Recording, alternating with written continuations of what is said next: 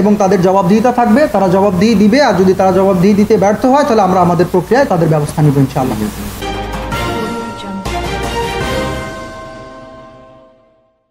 আমি আকিফ আব্দুল্লাহ, চট্টগ্রাম শহীদ আহত বৈষম্যবিরোধী শহীদ আহত ছেলের প্রধান সমন্বয়কারী। আমরা কেন্দ্র থেকে চট্টগ্রামে প্রদর্শনের জন্য বিভিন্ন কার্যক্রমের জন্য বৈষম্যবিরোধী ছাত্র আন্দোলন শহীদ ও আহত ছেলের প্রধান সম্পাদক এবং সমন্বয়কারী আমাদের তামিম খান ভাইয়াকে চট্টগ্রামে আসতে বলি। তিনি আমাদের সামনে উপস্থিত।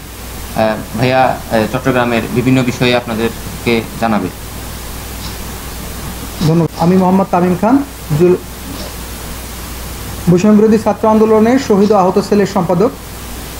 আসলে জুলাই বিপ্লবে যারা শহীদ ও আহত হয়েছেন তাদের প্রতি বিনম্র শ্রদ্ধা জানাই। আমাদের আজকে এই প্রেস ব্রিফিংয়ে আপনাদের ডাকার যে উদ্দেশ্য সেটা আপনাদের সামনে এখন আমি উপস্থাপন করছি। আমরা জানি বৈষম্যবিরোধী ছাত্র আন্দোলনে যে গণ অভ্যুত্থান হয়েছিল সেই গণ অভ্যুত্থানে ভূমিকা রেখেছিল সাধারণ মানুষ থেকে ছাত্র সমাজ সহ আরও অনেকেই। সেই আন্দোলনে অনেক মানুষ আহত হয়েছিল এবং শহীদ হয়েছিল। সেই শহীদদের প্রতি শ্রদ্ধা রেখে আজকে আমাদের এখানে আসা, এবং আমাদের এখানে আসার কিছু উদ্দেশ্য আছে। আমরা ইমার্জেন্সি একটা কল পেয়ে চট্টগ্রামে আসি। আমরা জানতে পারি এখানে সঠিক একটা তালিকা প্রণয়ন হয়নি আহতদের, এবং শহীদরাও তাদের বিচার ব্যবস্থা থেকে নিয়ে শুরু করে সব ধরনের সুযোগ সুবিধা থেকে বঞ্চিত রয়েছে, এবং প্রশাসনের অনেক দায়িত্ব জ্ঞানহীনতার প্রকাশ আমরা পেয়েছি এখানে এসে। আমাদের এখানে আসার যে উদ্দেশ্য ছিল, প্রথমে ছিল বিভাগীয় পর্যায়ে গঠিত কমিটিগুলোকে কার্যকরভাবে কীভাবে আমরা সামনের দিকে এগিয়ে নিতে পারি সেই রোডম্যাপ দেখিয়ে দেওয়া। এবং আমরা এখানে যে মেইন ইস্যুটা নিয়ে এখানে এসেছিলাম সেটা হচ্ছে শহীদ ও আহতদের একটা সঠিক তালিকা প্রণয়ন যাতে হয় এবং তারা যাতে সরকারিভাবে সেবার আওতায় আসতে পারে। তো আমরা এখানে এসেই সর্বপ্রথম পটিয়া মাদ্রাসাতে যাই। সেই পটিয়া মাদ্রাসাতে বৈষম্যবিরোধী ছাত্র আন্দোলনের সময় প্রায় ৫,০০০ ছাত্র সম্মুখভাবে বৈষম্যবিরোধী ছাত্র আন্দোলনের পক্ষে ভূমিকা রাখে, কিন্তু সেখানে তাদের কোনো তালিকা প্রণয়ন হয়নি। ৮০ জন আহত আছে পটিয়া মাদ্রাসায়, যারা সম্মুখ ভূমিকা পালন করতে গিয়ে গুলিবিদ্ধ হওয়া সহ নানানভাবে আহত হয়, কিন্তু সেই ৮০ জনের মধ্য থেকে এখনও পর্যন্ত একজনকেও সরকার তালিকাভুক্ত করতে পারেনি। এবং এই ব্যাপারটা নিয়ে আমরা খুবই মর্মাহত। আমরা সশরীরে সেখানে গিয়েছিলাম। আমরা সেই মাদ্রাসার ছাত্রদের সাথে দেখা করি, এবং তাদের মধ্যে অনেকে চোখ হারিয়েছে, অনেকে হাত হারিয়েছে, পা হারিয়েছে, কিন্তু তাদের তালিকা এখনও সঠিকভাবে প্রণয়ন হয়নি। এবং সবথেকে মর্মান্তিক যে ঘটনাটা ওখানে দেখে আসলাম আমরা, দুটো চোখ হারানো একজন আহত, তার ক্যাটাগরি পড়েছে সি ক্যাটাগরিতে তার নাম উঠেছে। তো এই বিষয়গুলো নিয়ে আসলে আমাদের এখানে আসা। আরও একটা বিষয়, আপনারা জানেন চট্টগ্রামের শহীদের সংখ্যা ১১ জন। সেই ১১ জনের মধ্যে একজন শহীদ আছে যার কবর এখানে খুবই অরক্ষিত অবস্থায় এবং ভাঙাচোরা অবস্থায় আছে। আমাদের এখানে যারা জেলা প্রশাসক আছেন, ওনার দায়িত্ব ছিল এই কবরকে সংরক্ষিত করা, কিন্তু ওনার দায়িত্ব জ্ঞানহীনতা এবং ওনার এই ধরনের আচরণ কেন হলো সে ব্যাপারে আমরা খুবই মর্মাহত। কবরটা সংরক্ষণ করা হয়নি। বিচার ব্যবস্থার যে মন্থর গতি সেটা তো আমরা অনেক আগে থেকেই দেখে আসছি। আমরা নতুন যে স্বাধীনতা বলছি যে আমাদের দেশ স্বাধীন হয়েছে ৫ আগস্টের পর ২০২৪, তখন থেকে এখন পর্যন্ত আমাদের তো কোনো একটা মামলার বিচার হয়ই নাই, বরঞ্চ দ্রুতগতিতে একটা জিনিস হয়েছে, সেটা হচ্ছে মামলার যারা আসামি ছিল তাদেরকে বাদ দিয়ে দেওয়া হয়েছে আরও দ্রুত। মানে বিচার গতি থেকে মামলার আসামিদেরকে খারিজ করা হয়েছে আরও দ্রুত। আপনারা কিছুদিন আগে জানেন ১৯ আগস্টে ইমাম হাসান তাইমকে যে গুলি করা হয়েছিল যাত্রাবাড়ি ব্রিজের নিচে, তার যে প্রথম যে পুলিশ অফিসার তাকে গুলি করেছে এবং টানতে টানতে নিয়ে গিয়েছিল, তাকে নিম্ন আদালত থেকে জামিন দেওয়া হয়। তো এই ধরনের কার্যকলাপ কেন সরকার, ইন্টারিম গভর্নমেন্ট কেন করছেন, এ ব্যাপারে আমরা তাদের কাছে জবাবদিহিতা চাই, এবং দ্রুত এটাকে নামঞ্জুর করে আবার তাকে আইনি ব্যবস্থায় আনার জন্য অনুরোধ জানাচ্ছি।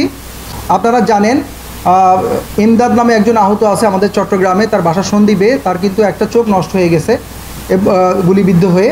সে কিন্তু থানাতে মামলা করেছিল, এবং ১ মাসের মধ্যেই কিন্তু তার মামলার কোনো সুফল তো আসেইনি, বরঞ্চ তার মামলার যারা আসামি আছে তাদেরকে কিন্তু চার্জশিট থেকে বাদ দিয়ে তাদের ফাইনাল রিপোর্ট দিয়ে দেওয়া হয়েছে।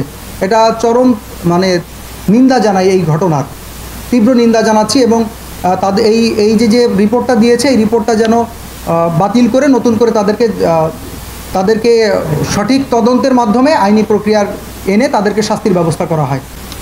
দেখুন, আমাদের কাছে এখন নির্দিষ্ট কোনো পরিসংখ্যান নেই। আমরা একটা রিপোর্ট পেয়েছিলাম যে চিটাগং বিভাগে এবং চিটাগং জেলায় অনেক আহত আছে যারা এখনও পর্যন্ত তালিকাভুক্ত হতে পারেনি।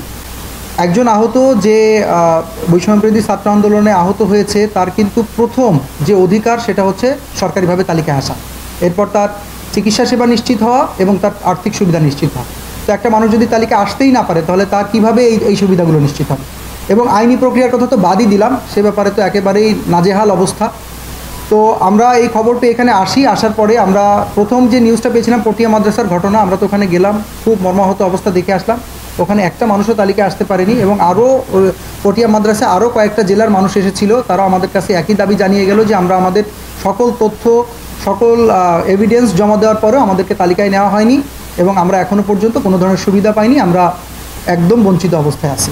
কিন্তু সঠিক পরিসংখ্যানটা আমি বলতে পারছি না, তবে পটিয়া মাদ্রাসায় 80 জন আর আশপাশে আরও 40-50 জনের মতন এসেছিল। আমার মনে হয় প্রায় 100-200-র মতন আহত হবে যারা এখনও পর্যন্ত চিটাগাং বিভাগের 11 জেলা তালিকাভুক্ত হতে পারেননি এবং সেবার বাহিরে আছেন এখন পর্যন্ত। না, পটিয়া মাদ্রাসায় প্রথমে 2-3 জন এসেছিল, কিন্তু পরবর্তীতে যে ওনারা 80 জনের একটা দরখাস্ত দেয়, 80 জন মিলে মানে সিরিয়ালি 80 জনের দরখাস্ত দেওয়া হয়, সেই 80 জন থেকে একজন আসতে পারেনি। দেখুন, প্রাথমিক তালিকায় যে 3 জনের নাম আসছে তারা খুব গুরুতর আহত ছিল, তার মধ্যে যেমন 2 জনের চোখ নষ্ট হয়ে গেছে, একজনের হাত প্যারালাইজড এবং একজনের পায়ের এক পাশ দিয়ে গুলি লেগে আরেক পাশ দিয়ে বেরিয়ে গেছে। এটা একদম দৃশ্যমান একটা বিষয় ছিল। কিন্তু আহতদেরকে কিন্তু আমরা এইভাবে নির্বাচন করব না, এ বড় আহত এ ছোট আহত সবাই আহত। তো পরবর্তীতে ওটা তো আপনার এমআইএস সিস্টেম তখন চালু ছিল, এরকম একটা দৃশ্যমান অবস্থান দেখে তার তালিকায় নিয়েছে। বাট পরবর্তীতে যখন আমাদের দরখাস্তের মাধ্যমে তালিকায় আসার যে একটা প্রক্রিয়া শুরু হয়, সেই প্রক্রিয়াতে যখন তারা অ্যাপ্লাই করে তখন তাদেরকে কিন্তু আর তালিকায় আনা হয় না। এবং আমি আরও যে তথ্যগুলো পেয়েছি, ওখানে 80টা দরখাস্তের মধ্যে প্রথম পর্যায়ে 50টা দরখাস্ত আপনার উপজেলা পরিষদ ডিনাই করে। এরপর আরও যে 30টা থাকে সেই 30টার মধ্যে থেকে আরও 14টা ডিনাই করে সিভিল সার্জন, এবং সিভিল সার্জন থেকে আবার পরবর্তীতে আরও 4টা ডিনাই করা হয়, মানে 12টা তথ্য এখন পর্যন্ত নাকি তারা পাঠিয়েছে মন্ত্রণালয়ে, যা এখনও পর্যন্ত আমরা পাইনি। কিন্তু এই ধরনের যদি ভঙ্গুর অবস্থায় মানুষের মানে তালিকা প্রণয়ন হয় তাহলে এই মানুষগুলো কীভাবে স্বস্তি পাবে? যে কারণে আজকে আমাদের এখানে আসা, এবং আমরা চাই এটা সঠিক তদন্তের মাধ্যমে, সঠিক যাচাই বাছাইয়ের মাধ্যমে তারা যেন তালিকায় আসতে পারে এবং তাদের সেবাটা নিশ্চিত হয়। না, আমি এখনও পর্যন্ত প্রশাসনিক কোনো কর্মকর্তাকে বিষয়টি জানাইনি, আমি আজকেই প্রথম আসলাম, কিন্তু এটার যে অবস্থা এতটা মানে নাজেহাল হয়ে আছে এটা আমি জানতাম না।